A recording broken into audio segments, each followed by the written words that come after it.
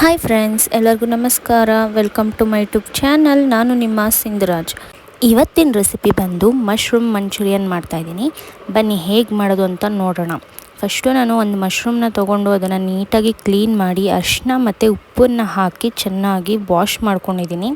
ಮಶ್ರೂಮ್ನ ನಾವೆಷ್ಟು ನೀಟಾಗಿ ತೊಳಿತೀವೋ ಅಷ್ಟು ನಮಗೆ ಒಳ್ಳೆಯದು. ಒಂದು ಬೌಲ್ಗೆ 2 ಟೇಬಲ್ ಸ್ಪೂನ್ ಕಡಲೆ ಹಿಟ್ಟನ್ನು ತೊಗೊಂಡಿದ್ದೀನಿ ಮತ್ತು 2 ಟೇಬಲ್ ಸ್ಪೂನ್ ಜೋಳದ ಹಿಟ್ಟನ್ನು ತೊಗೊಂಡಿದ್ದೀನಿ.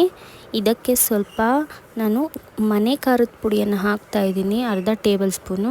ರುಚಿಗೆ ತಕ್ಕಷ್ಟು ಉಪ್ಪನ್ನು ಹಾಕಿ ಇದನ್ನು ಚೆನ್ನಾಗಿ ಮಿಕ್ಸ್ ಮಾಡ್ತಾಯಿದ್ದೀನಿ. ನೋಡಿ, ಈ ಥರ ಮಿಕ್ಸ್ ಮಾಡಿರೋದಕ್ಕೆ ತೊಳೆದಿರುವಂತಹ ಮಶ್ರೂಮನ್ನು ಹಾಕಿ ಅದನ್ನು ಚೆನ್ನಾಗಿ ಮಿಕ್ಸ್ ಮಾಡ್ತಾಯಿದ್ದೀನಿ. ಈ ಥರ ಬರುತ್ತೆ.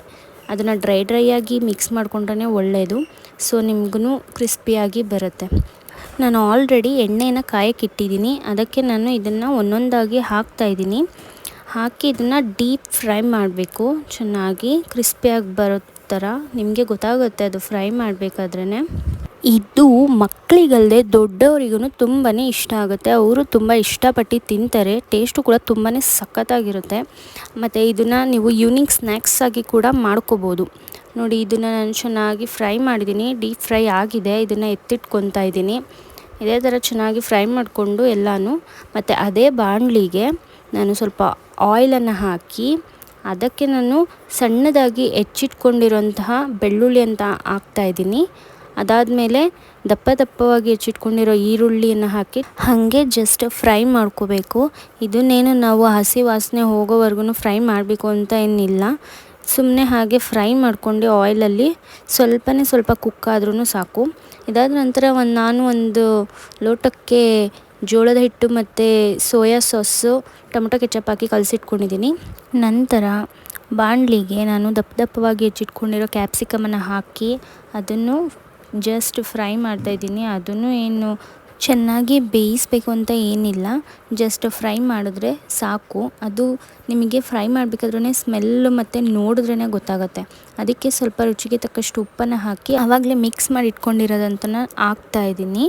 ಇದನ್ನು ಹಾಕಿ ಅದನ್ನು ಫ್ರೈ ಮಾಡ್ತಾಯಿದ್ದೀನಿ. ಅದನ್ನು ಏನು ಜಾಸ್ತಿ ಕುಕ್ ಮಾಡಬೇಕು ಅಂತ ಏನಿಲ್ಲ, ಸ್ವಲ್ಪ ಫ್ರೈ ಮಾಡಿಕೊಂಡ್ರೆ ಸಾಕು. ನಿಮಗೆ ಆ ಸ್ಮೆಲ್ಲೇ ಗೊತ್ತಾಗುತ್ತೆ ಫ್ರೈ ಮಾಡಬೇಕಾದ್ರೆ ಆಗಿದೆಯಾ ಇಲ್ವಾ ಅಂತ ಹೇಳ್ಬಿಟ್ಟು. ನಂತರ ಇದಕ್ಕೆ ನಾನು ಆಗಲೇ ಕರೆದಿಟ್ಕೊಂಡಿರೋಂತಹ ಮಶ್ರೂಮನ್ನು ಹಾಕ್ತಾಯಿದ್ದೀನಿ. ಹಾಕ್ಬಿಟ್ಟು ಚೆನ್ನಾಗಿ ಮಿಕ್ಸ್ ಮಾಡ್ತಾಯಿದ್ದೀನಿ. ಆಹಾ, ನೋಡ್ತಾ ಇದ್ರೇ ಬಾಯಲ್ಲಿ ನೀರು ಬರ್ತಾ ಇದ್ದಲ್ಲ. ಇನ್ನು ನೀವು ಇದನ್ನು ತಿಂದ್ಬಿಟ್ರೆ ಒನ್ ಮೋರ್ ಅಂತ ಹೇಳ್ತಾ ಇರ್ತೀರ. ನೀವು ನಿಮ್ಮ ಮನೇಲಿ ಟ್ರೈ ಮಾಡಿ. Wow, mushroom Manchurian is ready to eat. ನೀವು ಕೂಡ ನಿಮ್ಮ ಮನೆಯಲ್ಲಿ ಈ ರೆಸಿಪಿನ ಟ್ರೈ ಮಾಡಿ ಹೇಗಿತ್ತು ಅಂತ ನನ್ನ ಕಮೆಂಟ್ ಬಾಕ್ಸಲ್ಲಿ ಕಮೆಂಟ್ ಮಾಡಿ. ಹಾಗೆ ನಿಮ್ಮ ಫ್ರೆಂಡ್ಸ್, ಫ್ಯಾಮಿಲಿ ಎಲ್ಲರಿಗೂ ಈ ವಿಡಿಯೋನ ಶೇರ್ ಮಾಡಿ. ಸೊ ಫ್ರೆಂಡ್ಸ್, ಈ ವಿಡಿಯೋ ನಿಮಗೆ ಇಷ್ಟ ಆದರೆ ಲೈಕ್, ಕಮೆಂಟ್, ಶೇರ್ ಮಾಡೋದು ಮರಿಬೇಡಿ. ಹಾಗೆ ಯಾರೆಲ್ಲ ಈ ವಿಡಿಯೋನ ನೋಡ್ತಾ ಇದ್ದೀರಾ, ಇನ್ನೂ ಯಾರು ನನ್ನ ಯೂಟ್ಯೂಬ್ ಚಾನಲ್ನ ಸಬ್ಸ್ಕ್ರೈಬ್ ಮಾಡಿಲ್ಲ, ಅವ್ರು ಇವಾಗಲೇ ನನ್ನ ಯೂಟ್ಯೂಬ್ ಚಾನಲ್ನ ಸಬ್ಸ್ಕ್ರೈಬ್ ಮಾಡಿ. ಹಾಗೆ ಬೆಲ್ ಐಕಾನ್ನ ಪ್ರೆಸ್ ಮಾಡಿ. ಹಾಗೆ ಎಲ್ಲರೂ ನನ್ನ ಯೂಟ್ಯೂಬ್ ಚಾನಲ್ಗೆ ಸಪೋರ್ಟ್ ಮಾಡಿ. Thank you for watching. Love you all.